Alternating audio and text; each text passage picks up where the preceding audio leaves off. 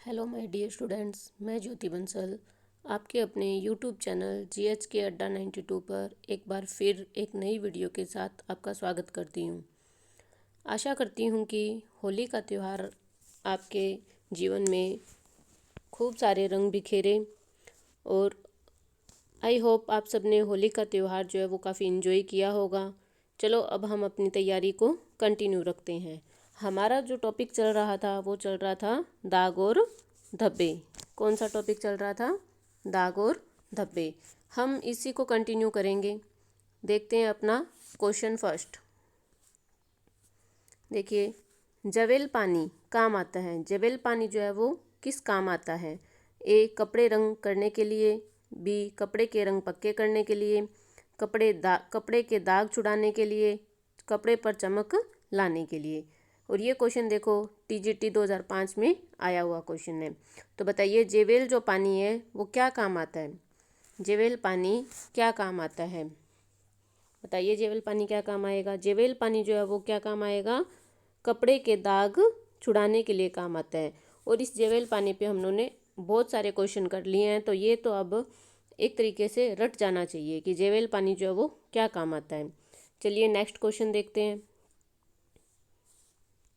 धूल एवं चिकनाई।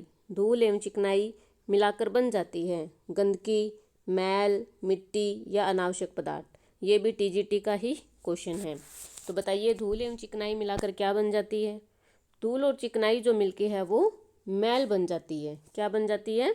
मैल बन जाती है। और ये मैल जो होता है ना, ये हमारे शरीर के अंदर जो खुजली चलती है, जो रैशेज हो जाते हैं, ये सब किस कारण होता है? इस मैल की वजह से होता है। ये मैल जो हमारी त्वचा को जो है वो बहुत ही नुकसानदायक होता है। चलिए हम अपना नेक्स्ट क्वेश्चन देखते हैं। पेंट आदि के दाग छुड़ाने के लिए प्रयोग किया जाता है। किसके दाग? पेंट के दाग। ठीक है, किसके दाग? पेंट के दाग जो है वो किससे छुड़ाए जाते हैं? साबुन से, हाइड्रोजन पेरोक्साइड से, तारपीन अथवा मिट्टी के तेल से या ब्लीचिंग पाउडर से। ये भी जो है वो टीजीटी का ही क्वेश्चन है। ठीक है, तो बताइए, पेंट का जो दाग है, सबसे पहले ये बताइए, पेंट का दाग जो है वो कौन सी कैटेगरी में आता है? बताइए, पेंट का दाग कौन सी कैटेगरी में आएगा? चिकनाई युक्त में आएगा ना? किस में आएगा पेंट का दाग? चिकनाई युक्त में आएगा, है ना। और चिकनाई युक्त जो दाग है वो किससे छुड़वाएंगे? तारपीन या मिट्टी के तेल से। और इसके अलावा किससे छुड़वा सकते हैं बताइए? इसके अलावा हम छुड़वा सकते हैं जैसे बेंजीन हो गया, पेट्रोल हो गया, कार्बन टेट्राक्लोराइड, है ना, एसीटोन। ये सब जो है इनसे भी हम क्या कर सकते हैं? चिकनाई युक्त जो दाग है वो छुड़वा सकते हैं, यानी कि पेंट का दाग छुड़वा सकते हैं। नॉर्मल सा इसका यूज है। देखिए, जब हम घर पे कलर करवाते हैं, पेंट करवाते हैं, हमारे हाथ, ब्रश, ये सब पेंट के हो जाते हैं, तो वो लोग ब्रश को धोने के लिए कारपेंटर जो होता है, जो पेंटर होता है, वो किसका यूज करता है? मिट्टी का तेल या तारपीन का तेल यूज करता है। हमारे हाथ पे दाग लग जाते हैं तो हम भी मिट्टी के तेल से यूज करके उसको निकाल देते हैं, है ना। तो इसका क्या आंसर हो जाएगा? तारपीन का तेल या मिट्टी का तेल। चलो नेक्स्ट क्वेश्चन देखते हैं। कालीन की सफाई करनी चाहिए। कालीन क्या होता है? कालीन होता है फर्श पे बिछाने वाला। ठीक है, कड़े ब्रश से, मोटे ब्रश से, नरम ब्रश से या फूल झाड़ू से। बताइए, किससे सफाई करनी चाहिए? कालीन की जो सफाई है, जो घर के अंदर हम फर्श पे रूम डेकोरेटिव, एक तरीके से डेकोरेशन करने के रूप में इसका काम में यूज लेते हैं, तो ये इसकी जो सफाई है वो कैसे करनी चाहिए? कौन से ब्रश को या कौन सी झाड़ू को हम इसमें यूज करेंगे? बताइए। तो इसका क्या आंसर हो जाएगा? नरम ब्रश से। क्या आंसर हो जाएगा? नरम ब्रश से, है ना। नेक्स्ट क्वेश्चन देखते हैं। कपड़े धोने का सोडा पानी को क्या कर देता है? बताइए, कपड़े धोने का जो सोडा है वो पानी को क्या कर देता है? कठोर बनाता है, स्वादिष्ट बनाता है, मृदु बनाता है या गंधहीन बनाता है? ये भी देखिए टीजीटी का ही क्वेश्चन है ना। तो बताइए, क्या बनाता है? कपड़े धोने का सोडा जो है वो पानी को क्या बनाता है? बताइए, कठोर, स्वादिष्ट, मृदु या गंधहीन। तो क्या बनाएगा? बताइए, क्या बनाएगा? ये बनाता है आपका मृदु, यानी कि मीठा बना देता है। क्यों बना देता है? क्योंकि जो कठोर जल होता है ना, उसमें लवण होते हैं, और जो सोडियम कार्बोनेट होता है वो क्या करता है? लवणों को अवक्षेपित कर लेता, अवक्षेपित जो है वो कर लेता है। उसके बाद हम क्या करते हैं, कठोर जल को हम छान लेते हैं। छानने के बाद में जो जल प्राप्त होता है वो हमें कैसा जल मिलता है, मृदु जल प्राप्त हो जाता है। नेक्स्ट क्वेश्चन देखते हैं। चिकनाई के धब्बे छुड़वाने के लिए उपयुक्त विधि कौन सी है? बताइए, चिकनाई के जो धब्बे होते हैं उनको छुड़वाने के लिए उपयुक्त विधि कौन सी है? रासायनिक विधि, अवशोषक विधि, घोलक विधि, या इनमें से कोई नहीं? ये भी टीजीटी का ही क्वेश्चन है। तो बताइए कौन सी विधि होती है? तो चिकनाई युक्त धब्बों को छुड़वाने के लिए जो है वो विधि हम अवशोषक विधि जो है वो काम में लेते हैं। और अवशोषक पदार्थ कौन कौन से होते हैं? मैंने पिछली वीडियो में भी बताया था, जैसे मूंग का आटा हो गया, फ्रेंच चॉक हो गया, है ना, ये सब क्या होते हैं, पीसी हुई जो खड़िया होती है वो, मैदा, टैल्कम पाउडर, ये सब क्या होते हैं, ये अवशोषक पदार्थ होते हैं। नेक्स्ट क्वेश्चन देखते हैं। साबुन की अपेक्षा संश्लेषित अपमार्जक सफाई के लिए अच्छे हैं क्योंकि, ये कह रहा है कि साबुन की अपेक्षा संश्लेषित जो अपमार्जक होते हैं वो सफाई के लिए अच्छे क्यों माने जाते हैं? ठीक है, क्या कारण है? नंबर 1, कठोर जल में अवक्षेपित नहीं होते हैं, गर्म जल में अच्छी सफाई करते हैं, मृदु जल की आवश्यकता होती है, ठंडे जल में अच्छी सफाई करते हैं। तो ये क्वेश्चन जो हमने पीछे देखा था कि कठोर जल में क्या होते हैं और उनको कौन अपने अंदर अवक्षेपित कर लेता है ना, उसी से रिलेटेड ये क्वेश्चन है। तो इसका आंसर क्या हो जाएगा? कठोर जल में अवक्षेपित नहीं होते हैं। साबुन जो होती है वो अवक्षेपित हो जाती है, लेकिन जो अपमार्जक होते हैं, कौन से वाले, संश्लेषित, वो क्या होते हैं, अवक्षेपित नहीं होते हैं। तो ये बेस्ट माने जाते हैं। ठीक है, नेक्स्ट क्वेश्चन देखते हैं। क्षारीय अभिकर्ताओं का प्रयोग हटाने के लिए किया जाना चाहिए। क्षारीय अभिकर्ताओं का, तो किसको? अम्लीय प्रकृति के जो होंगे, है ना, अम्लीय के लिए। ठीक है, तो अब इनमें से देखो, जांतव दागों को, वानस्पतिक को, खनिज दागों को, चिकनाई युक्त दागों को। तो अब बताइए कि अम्लीय प्रकृति इनमें से किसकी होती है? बताइए, अम्लीय प्रकृति किनकी होती है? जांतव की कैसी होती है? प्रोटीन होती है ना। जांतव की कैसी होती है? प्रोटीन। ठीक है, वानस्पतिक की कैसी होती है? अम्लीय होती है। तो इसका आंसर क्या मिल गया? वानस्पतिक दागों को। वानस्पतिक दाग जैसे कि चाय का, कॉफ़ी का, है ना, ये सारे दाग जो होते हैं वो कैसे होते हैं? किसी फल का, ये सारे दाग कैसे होते हैं? वानस्पतिक दाग की कैटेगरी में आते हैं। और इनके दाग को हटाने के लिए किन का यूज करेंगे? क्षारीय अभिकर्ताओं का यूज करेंगे। हम अपना नेक्स्ट क्वेश्चन देखते हैं। खून के धब्बे किस प्रकार दूर किए जा सकते हैं? सबसे पहले ये बताइए, खून का धब्बा जो होता है वो कौन सी कैटेगरी में आएगा? जांतव में। ठीक है, और जांतव जो होते हैं वो किस प्रकार के होते हैं? प्रोटीन।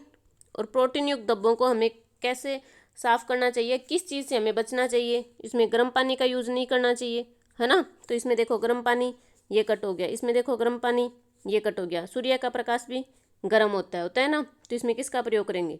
ठंडा पानी, नमक और साबुन का। ठीक है, मिल गया आंसर अपना। कैसे ढूंढा कि कौन कौन से कट हो रहे हैं, उनको काट दो। ठीक है, उसके बाद जो आंसर बच गया वो हमारा आंसर मिल गया। तो क्या आंसर मिल गया अपने को? ठंडा पानी, नमक और साबुन को। ठीक है, नेक्स्ट क्वेश्चन देखते हैं। रेयॉन वस्त्रों के धब्बों, कैसे वस्त्र? रेयॉन वस्त्रों के धब्बों को छुड़ाने के लिए प्रयोग करना चाहिए। रेयॉन वस्त्रों को के ऊपर जो धब्बे लग जाते हैं उनको छुड़ाने के लिए किसका प्रयोग करना चाहिए? रासायनिक, भौतिक, प्राकृतिक या साबुन? ये भी देखो टीजीटी का ही क्वेश्चन है। तो किसका प्रयोग करना चाहिए? बताइए, किसका प्रयोग करना चाहिए? रेयॉन वस्त्रों के जो धब्बे होते हैं ना, उनको छुड़ाने के लिए हम रासायनिक का उपयोग करते हैं। और कौन सा रासायन? Aluminium hydroxide. कौन सा? Aluminium hydroxide. ठीक है, इसका प्रयोग हम किस में करते हैं? रेयॉन वस्त्रों के जो धब्बे होते हैं उनको छुड़ाने के लिए सामान्यतः उपयोग में लाते हैं। किसका? एल्यूमिनियम हाइड्रोक्साइड रासायनिक का। ठीक है, नेक्स्ट क्वेश्चन देखते हैं। सर्वाधिक स्टार्च पाया जाता है। सर्वाधिक जो स्टार्च है वो किस में पाया जाता है? अरारोट में, रीठा में, चावल में, आलू में? ये भी देखो टीजीटी 2011 का ही क्वेश्चन है। तो स्टार्च जो है वो सबसे ज़्यादा किस में पाया जाता है? बताइए, स्टार्च जो है वो सबसे ज़्यादा किस में पाया जाता है? अरारोट में पाया जाता है। और स्टार्च किन से मिलकर बना होता है ये बताओ। स्टार्च जो है वो किससे मिलकर बना होता है?